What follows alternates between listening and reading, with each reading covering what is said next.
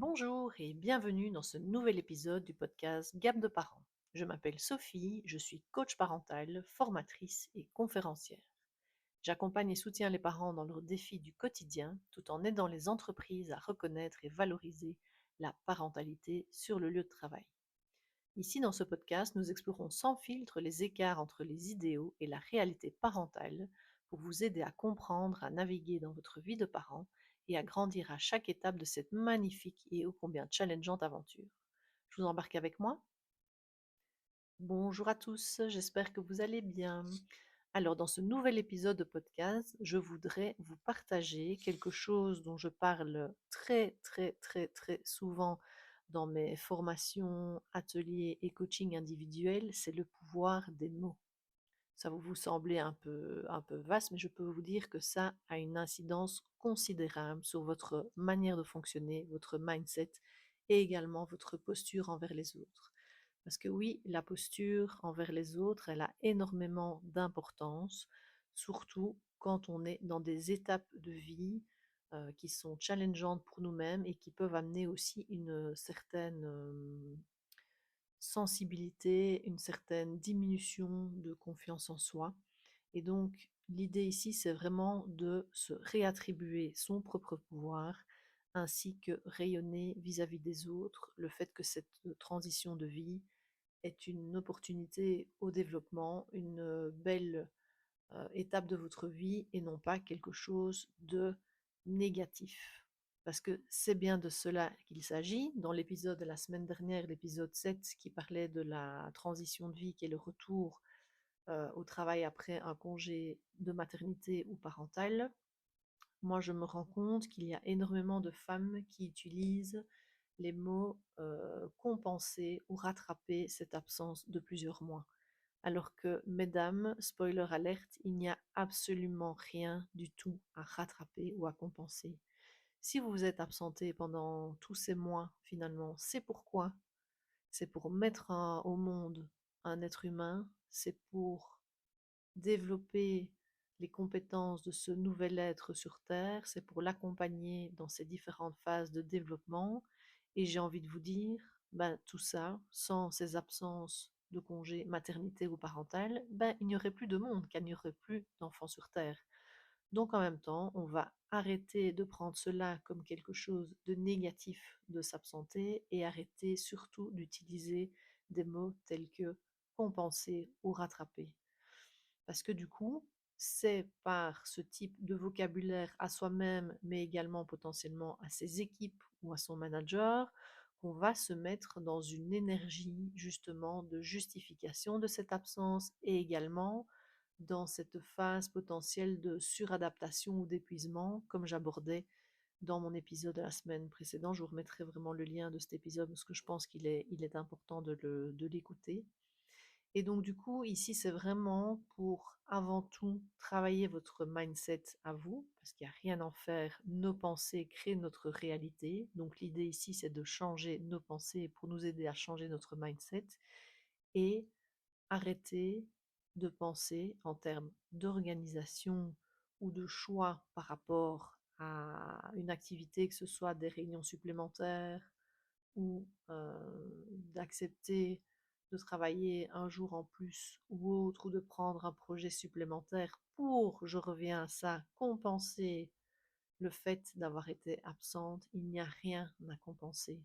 Donc l'idée, c'est de savoir vraiment, que ce soit lors de cette transition de retour à votre travail ou par la suite, de prendre la décision d'accepter cette réunion hors d'un timing peut-être que vous étiez mis, ou d'accepter ou pas ce projet supplémentaire par rapport à ce qui était prévu. Est-ce que c'est quelque chose que vous avez envie de faire ou ne pas envie de faire, et à quoi allez-vous renoncer derrière? D'accord? C'est ça l'idée, mais de ne pas partir dans cette verbalisation de se rattraper, d'accord? Parce qu'on est de nouveau dans une justification alors qu'il n'y a rien à justifier du tout. Voilà, j'espère que je suis claire. Je peux donner un autre exemple aussi. Donc j'accompagne pas mal de femmes qui reviennent de congé parental ou de congé de maternité. Et donc, Il y en a certaines qui se posent la question aussi par la suite de se dire: «Est-ce que je vais prendre, un temps partiel pour les prochains mois, voire les prochaines années?» Et donc j'entends régulièrement aussi par la suite de dire: «Bah, voilà, par exemple, j'ai décidé de prendre mon mercredi et donc pour compenser le fait que je ne serai pas là mercredi, eh bien, mardi soir ou jeudi, je travaillerai plus pour compenser cela.» Alors, chacune prend ses décisions, chacune fait en connaissance de cause, hein. L'idée d'un coach, enfin le principe d'un coach et de mon travail à moi ici, c'est de pouvoir ouvrir en tout cas la réflexion, la conscientisation, mais les réponses, les décisions appartiennent bien sûr à chaque personne que j'accompagne et pas à moi. Mais l'idée de se demander est-ce que ça vaut la peine de prendre effectivement un temps partiel si c'est pour surtravailler ou surcompenser derrière. D'accord? Alors si c'est pas l'idée, c'est super. Si on part dans ce schéma-là, effectivement, à nous de travailler ensemble avec la personne que j'accompagne sur l'idée de s'organiser peut-être autrement, mais du coup, à nouveau, la verbalisation des choses telles que compenser ou rattraper est importante pour la personne en tant que telle et son organisation personnelle, mais également auprès de son chef d'équipe et de ses collègues. Parce que si effectivement vous employez ces mots de dire ok, bah, tu peux mettre ça jeudi, comme ça compensera le fait que je ne suis pas là mercredi, à nouveau, il n'y a rien à compenser. Si vous décidez de travailler à temps partiel, et ça c'est quelque chose que je pense, je reverrai dans un autre épisode de podcast par rapport au fait de travailler réellement à temps partiel, d'accord? Et donc l'idée ici, c'est de ne pas employer ces mots négatifs avec vous-même et aussi avec vos collègues, vos supérieurs hiérarchiques ou autres, parce que du coup, effectivement, de nouveau, on se met dans une posture négative par rapport à la vision de ce temps partiel. D'accord? Ça, c'est vraiment quelque chose de super important.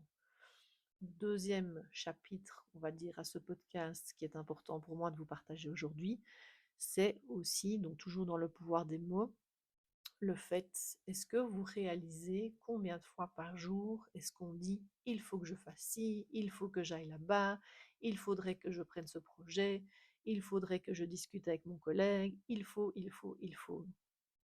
Où est votre prise de décision à vous dans ce début de phrase il faut? Où est votre pouvoir de décider de votre domaine d'action? Ça, c'est aussi quelque chose sur lequel je reviendrai. Où est votre domaine d'action, votre champ d'action possible sur ces phrases quand vous commencez par il faut? En fait, tout le pouvoir, il est ailleurs. Donc, moi, je vous recommande plutôt de déjà dire il faut, de partir sur je. Revenez à vous. C'est super important. D'accord? Donc, je reviens, je pars, je quitte le il faut et je pars vers le je. Très important. Je reviens à moi-même. Alors si vous avez toujours en vue une obligation, parce qu'effectivement nous sommes soumis et soumises à différentes obligations dans notre vie professionnelle et personnelle, ben moi je vous invite donc de passer de il faut à je dois. D'accord? Donc on ramène déjà un je et pas le il, on ne sait pas à qui il appartient. D'accord? Donc je reprends déjà plus de pouvoir d'action sur les choses.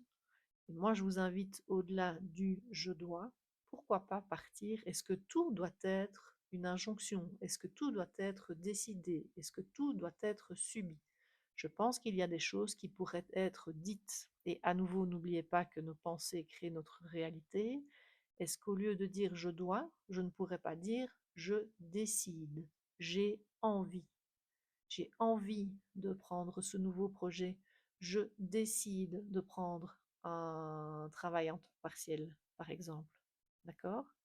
Donc c'est vraiment important, de nouveau, ici, par rapport à votre mindset, de sortir de ces obligations, de ces injonctions, de reprendre le pouvoir avant tout sur votre verbalisation, sur vos mots et du coup, de facto, sur votre mindset et qui va avoir, je vous assure, et j'ai beaucoup de coachés qui me font ce retour de me dire: «Ouais, c'est incroyable». Je me suis dit: «Mais qu'est-ce qu'elle me raconte Sophie?» Elle me dit: «Oui, il faut pas, justement, je choisis, je décide» et je le rattrape souvent, hein, parce que c'est quelque chose, qui n'est pas facile à faire au départ, mais je le vois au fur et à mesure des séances de coaching. Au départ, je dois les rattraper: «Ah, ah, ah, est-ce que tu dois vraiment? Tu es sûr? Hein?» Alors on part sur je dois, je décide ou je choisis. Ça c'est clair. Mais par la suite, elles me disent: «Ah oui, c'est dingue, l'influence que ça peut avoir aussi sur moi et ma façon de penser».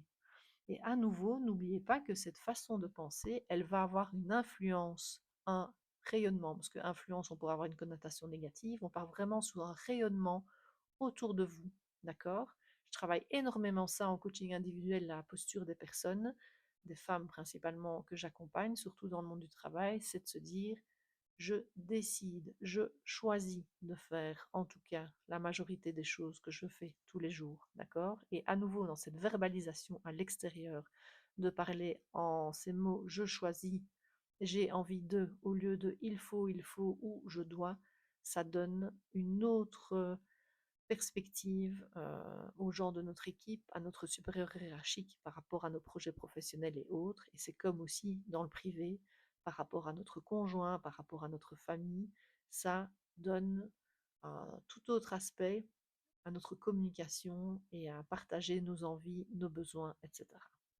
Voilà, donc en résumé, n'oubliez pas que le pouvoir de vos mots est extrêmement important sur votre mindset, sur votre humeur, sur votre façon de voir les choses et sur la façon dont vous partagez les informations ou votre situation avec vos proches, que ce soit dans votre vie privée, votre conjoint, votre famille et également aussi au travail avec vos collaborateurs, votre équipe, votre supérieur hiérarchique ou peu importe qui dans l'entreprise dans laquelle vous travaillez. Donc c'est très important. N'oubliez pas, votre pensée crée votre réalité. Et j'aimerais bien ajouter une dernière phrase que je trouve criante de vérité, que j'ai également écoutée dans un super podcast. Dans la vie, on n'a pas ce qu'on mérite, mais bien ce que l'on croit mériter. Du coup, je pense que se pencher sur le fait de changer nos mots, nos phrases pour nous-mêmes et pour l'extérieur, eh bien, je pense que ça vaut la peine d'essayer. Voilà. Je vous invite à faire le test. Testez-vous, reprenez-vous pendant les prochains jours, les premières semaines, et n'hésitez pas à venir me faire un retour, par exemple sur LinkedIn ou sur Instagram, en commentaire ou en message privé pour me dire si vous avez vu un changement. Moi, je le vois personnellement dans la vie et je le vois dans l'évolution de mes clientes au fur et à mesure des coachings. Je peux vous dire que ça peut avoir un impact incroyable. Voilà, j'espère que cet épisode vous aura plu. N'hésitez pas à vous abonner sur votre plateforme préférée d'écoute si ce n'est pas encore fait, à partager également cet épisode à d'autres personnes à qui cet épisode pourra faire du bien. Et je vous retrouve très vite pour un nouvel épisode. À bientôt!